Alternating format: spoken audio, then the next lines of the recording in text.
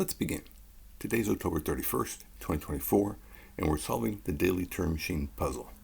Today's puzzle uses the following 6 criteria cards. Criteria card 2, 9, 18, 19, 20, and 22. And the puzzle uses the green verification cards. The code above is your way to get more information on today's puzzle by searching the code on turingmachine.info. Let's go solve. So in the grid above, we've got our 6 criteria cards. On the top row, we've got criteria card A, criteria card B, and criteria card C. On the bottom row, we've got criteria card D, criteria card E, and finally criteria card F. So criteria card A looks at our first digit, the triangle digit, and compares it to the number 3. So should the value of triangle be less than 3? Should it be equal to 3? Or should the value of triangle be greater than 3? Criteria card B will take a look at our 3-digit solution, and the Turing Machine will let us know how many 3s there are. Are there no 3s? Is there a single 3? Perhaps 2? Maybe even all 3 are 3.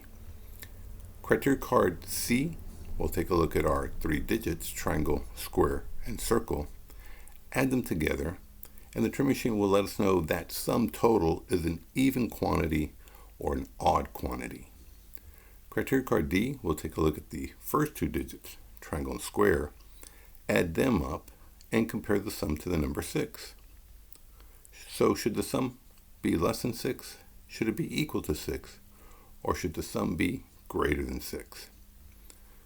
Criteria card E again takes a look at our 3-digit solution, but this time it'll let us know a little bit about its structure, so to speak. Specifically, the Turing Machine could let us know whether there are no repetitions in our code, as in the example 125, or it could let us know that it's a double number, meaning there's a digit that repeats, as in the example 112, or it could inform us that it's a triple number. It's a single digit repeated 3 times, as in the example 222. And finally, criteria card F will look at our 3 digits, triangle, square, and circle, and will inform us of the ordering of the code. And there are 3 scenarios. The first is the digits may appear in an ascending order, meaning that they're increasing, as in the example 135, or it could be that the code appears in a descending order, meaning that they're decreasing, as in the example 421, or the 3-digit code can have no order. And let's take a look at the example of 231. Notice that it goes from 2 to 3, meaning it increases, and then it goes from 3 to 1, then decreases. Of course, you could also have a code that decreases and then increases, but it's that pivot, that change, that is one way to define a 3-digit code to have no order. We've seen in previous puzzles, though, that there's another scenario, and that's where if you have consecutive equal digits, meaning digits that are next to each other that are equal. So we take a look at this example of 112.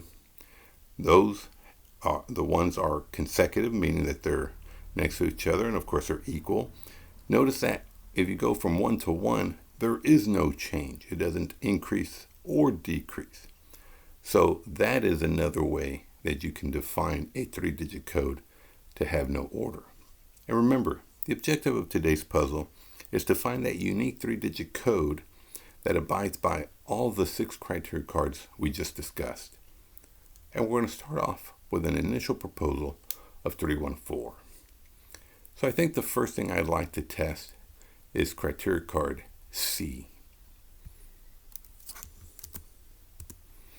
Okay, so the Turing Machine does not approve. Notice we are adding all the 3 digits together. So 3 plus 1 is 4. 4 plus 4 is 8. That is an even quantity, but the Turing Machine does not approve of that. So it's letting us know that the sum total of triangle, square, and circle must actually be an odd quantity. So let's go ahead and type that up in our notes. So again, triangle plus square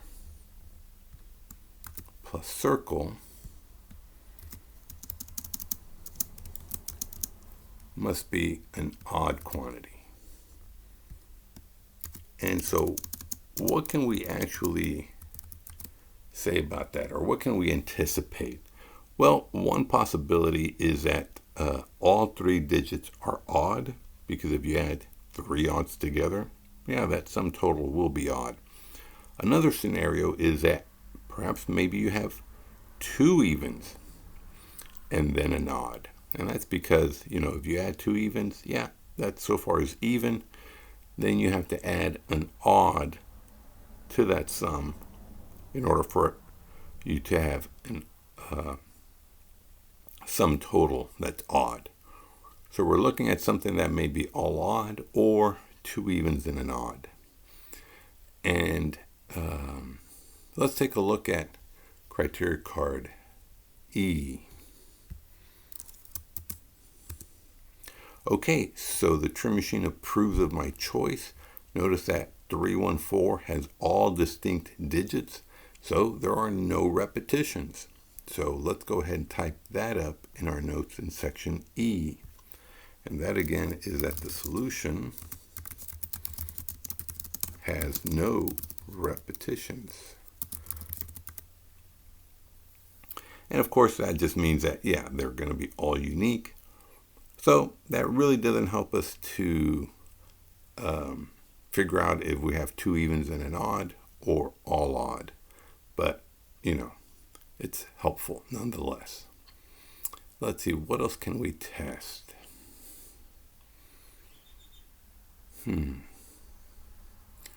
Well, I think I'll test criteria card D.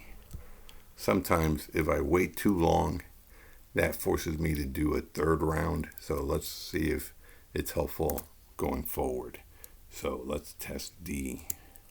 Okay, so the Turing Machine does not approve of what I have so far. So we are adding the first two digits. In my proposal, 3 plus 1 is 4. 4 is less than 6, but that's not what the Turing Machine is, or doesn't approve of that. So that means that the sum of the first two digits is either equal to 6 or greater than 6.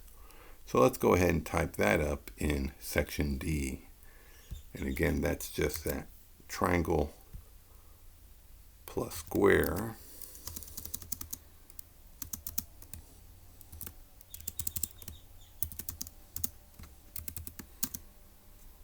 must be either equal to or greater than 6.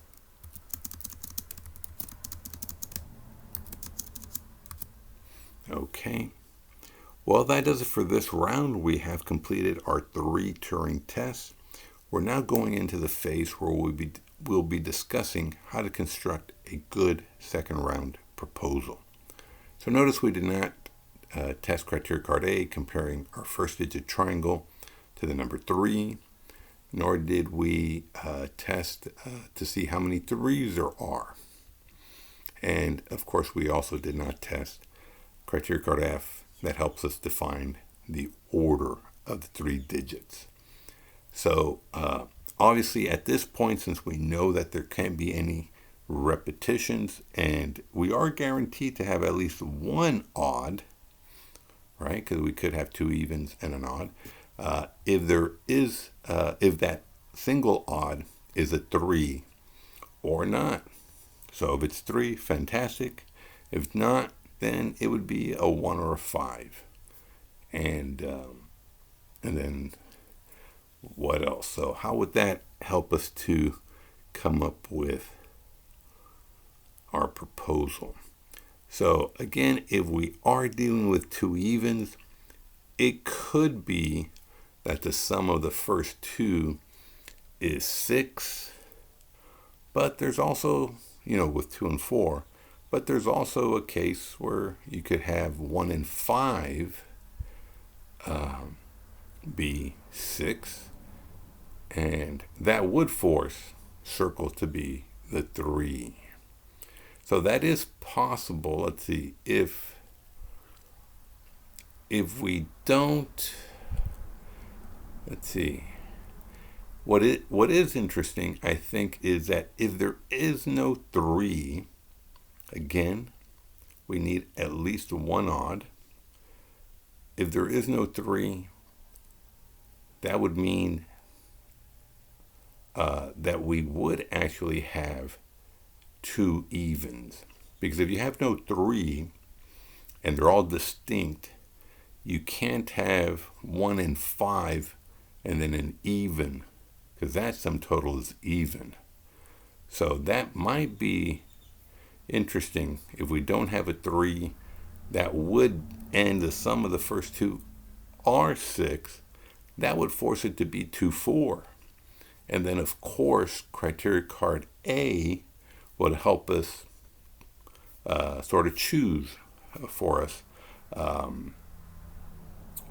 which of the evens triangle should be, forcing square to be the other, and then circle being either 1 or 5.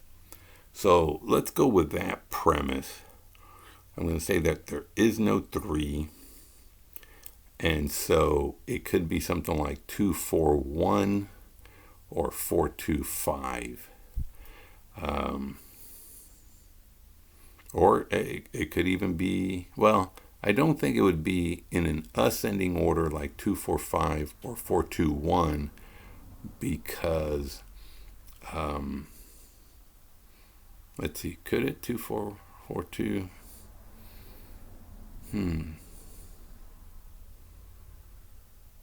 Yeah, I'm not sure. Because I think if it's ascending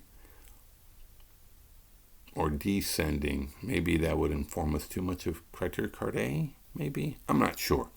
But let's go ahead and do 4, 2, 5. And let's see where that takes us. So 4, 2, 5. Yeah. Okay, so I guess the primary reason for choosing that in part is that, yes, the first two are even and they add up to 6, but really it's because of criteria card B. So let's go ahead and test B.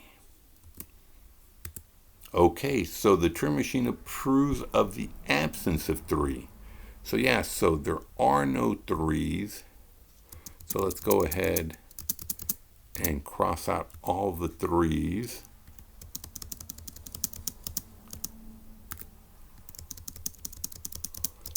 And let me update the notes in criteria card B and say that the solution has no 3-digit. Has no 3-digit. Okay, and because there are no 3s, again, that means that the first two would have to be, well, no, I take that back. I don't know if the first two are, in fact, both even. I have not confirmed that the sum is 6. The only thing I can say is that I do have 2 evens. Okay. So let's see. Let's go ahead. Yeah, let's go ahead and test criteria card D again and see if the sum is 6. Okay, yes. So the sum is 6. And the only way I can do that is if the 2 digits in triangle and square are the same type. So it could only be achieved either using 2 and 4 or 1 and 5. But as I mentioned before, if I choose 1 and 5, that would force circle to be even, and therefore that would give us a sum total that is even, but that's not correct. So that means, let me update the notes here and cross out the greater than, and then let me go ahead and cross out the 1 and 5 in each.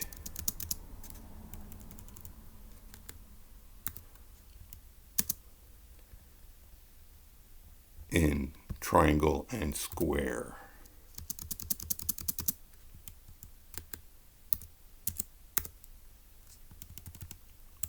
Okay, so we are dealing with 2 and 4, and again, that would also mean that circle has to be the odd. So let's go ahead and cross out the 2 and the 4. Okay, what else? So, is there a way to deduce that it's ascending, descending, or no order? Because it's still possible. Is there anything? Oh, let's see. Yeah, I think we can deduce no order. In fact, I think yesterday's puzzle had both criteria card D and F. I think the argument went like, if my solution were ascending, that would guarantee no repetitions, right? Because every digit is greater than the previous one. So that would guarantee no repetitions, making criteria card E, I'm sorry, I don't know if I said the correct letters, E and F. That would make criteria card E irrelevant. Likewise, if I knew it was descending, again, each next digit would be smaller, again guaranteeing uniqueness and no repetitions. So yes, I think I can outright deduce that the solution has no order. Okay, so that would eliminate the possibility of having 2, 4, 5 or 4, 2, 1. So we can eliminate those two because they are examples of an ascending order and descending. So we are looking at either 2, 4, 1 or 4, 2, 5 because we need to have no order. And I don't think there's a way to deduce it. We do have to test criteria card A. So let's go ahead and test A. And that is also correct. Notice that I did choose a 4 for triangle. 4 is greater than 3. So yeah, a triangle should be greater than 3. And that again is section A. So we'll say that triangle should be greater than